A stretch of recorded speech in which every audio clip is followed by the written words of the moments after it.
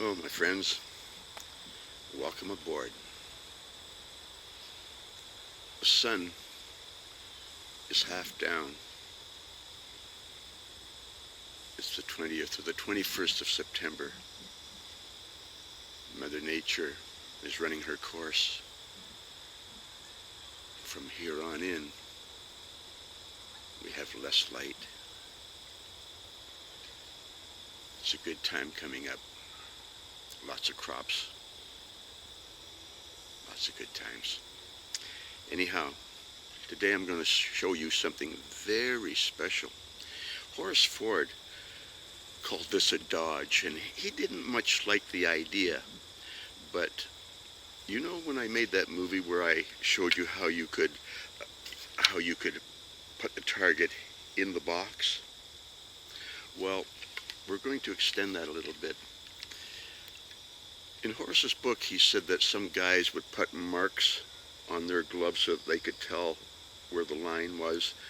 Sometimes you'll hear people talk about aiming off your knuckle. You've heard that probably, aiming off your knuckle. Or you can see the old Mandarin guys where they would hold their finger out like that and point when they were shooting. Anyhow, we know that the English longbow likes to shoot to the left, so that we need to aim a little to the right.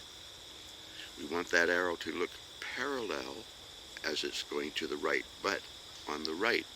So we know that. Now, what I have found is this idea of you're using your glove. When I hold my bow, can you see that there's a little bump right there on my glove? Well, if I have my arrow on and I have the target halfway between that bump and my arrow, it will shoot fairly straight. So I never ever thought about that until just a couple days ago, and I started reading. Since I've been studying Howard Hill's idea of indirect aiming, and I've been also reading Horace Ford. If you read between the lines in Horace Ford, when he's talking about point of aim, well, that's indirect aiming. Only Horace Ford believed you should look at the point of aim and see the target in your peripheral vision, whereas Howard thinks you should look at the target and see the point of aim or the magic spot in your peripheral vision. Both are the same idea, just completely different, you know? Anyhow, so what I saw was not my knuckle, but the idea of aiming off your knuckle. And I found when I checked out that spot there and had my arrow on here, about halfway between there and there, it'll go straight. But of course you have to be looking at the target, not your glove, not your arrow. It's just there. But it makes a little pocket, a little window, and it lines up very well. Anyhow, now that you know what we're up to today, let's go do some shooting and see if we can do it. Okay, back in a minute. Okay, guys. It's very important for us to get our weak eye onto the target.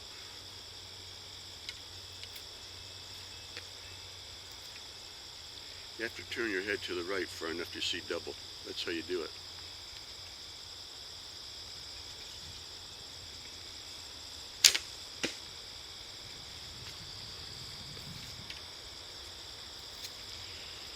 Turn your head to the right until you see double. Then both eyes will be on.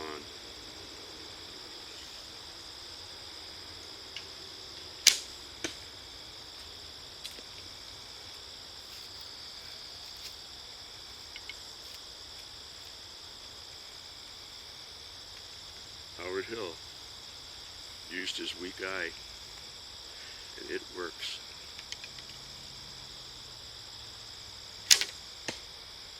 Okay, now I'm going to show you something about having a closed stance or an open stance. Now, so you're the target and we want to point at the target. I'm going to draw and relax, and you watch, my arrow will go over there, and then I'm going to draw and my arrow is going to go on. So watch. If I look at the target and I put my feet so that they're more or less at 90 or 180 degrees, right? More or less side by side. And I want to draw and relax. Watch what happens. I'll draw. Where's my arrow pointing? It's pointing over there because my feet are at 180 degrees. Now watch. I know you can't see my feet, but now I've got the front one lined up to you, and I've got the back one over here, about that far on the right, okay? Now watch what happens. First of all, the bow will go up pointing over that way more. Got my eye on. See it? See it pointing right at the target? That's because I opened my stance and it automatically came around and lined up 180 degrees, and it'll go that way, okay? Anyhow, that's just a little something I wanted to show you about stance. And of course, if you do that kind of thing, and you get a nice pink target, you'll get some hits. Okay, we'll be back in a minute. Well, boys, Fulford was a good day.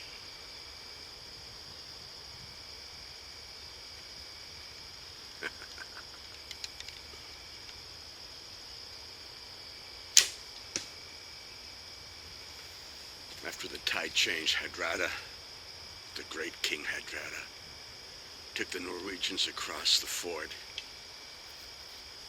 drove the Anglos right up the hill. They ran back to their homes.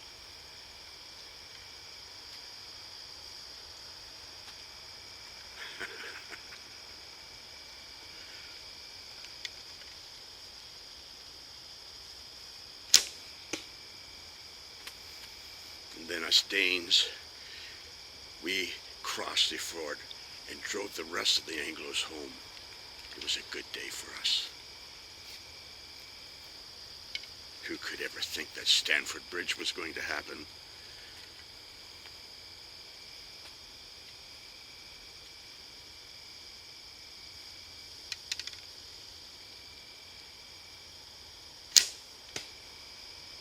But Stamford Bridge did happen. And good King Hardrada did die. Took the arrow to the throat. The English chopped him to pieces. We were lucky to get back to the boats. I had to throw my gear away and run. It was a horror.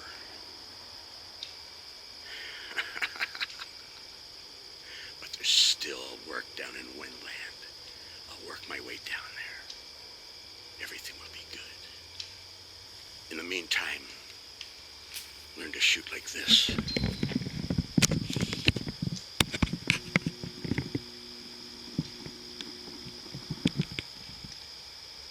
The bow will beat the axe.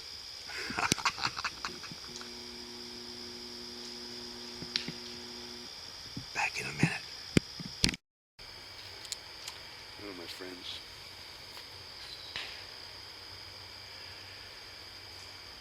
It's already getting late in the day. You know, the sun is half down. It doesn't take long for the sun to set.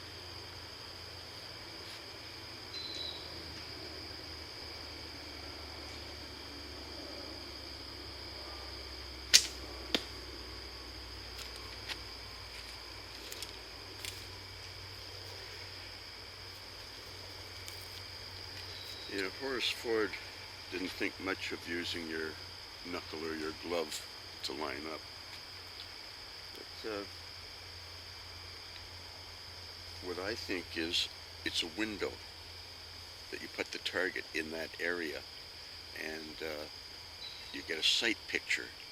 And if you find the right spot, it's a big help.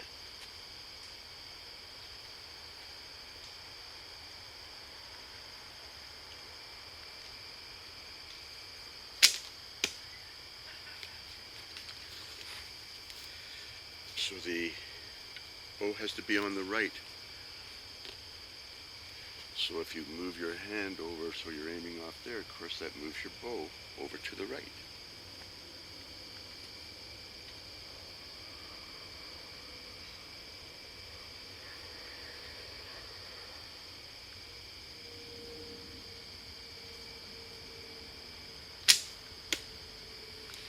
Okay? So that's the kind of stuff that we're up to today. Again, what I found was that if my arrow is there, this little space between this bump and my arrow, if that's on the target, or the target is in that little window right there, I can line up and shoot quite well. So Horace did mention that people were putting little marks on their glove and this, and don't forget the Koreans and Asians, even though they were shooting with their thumb, they would point with the other hand. So it's the same idea, and it's a simple idea, but you know, it seems to work. And if you do that kind of stuff, you'll start to get some hits. Indirect aiming. See the arrow parallel. Keep your right arm completely relaxed. Look at the target with your weak eye so that you see double vision. That puts both eyes on. Do that kind of stuff and practice. You'll have some fun. Talk to you later.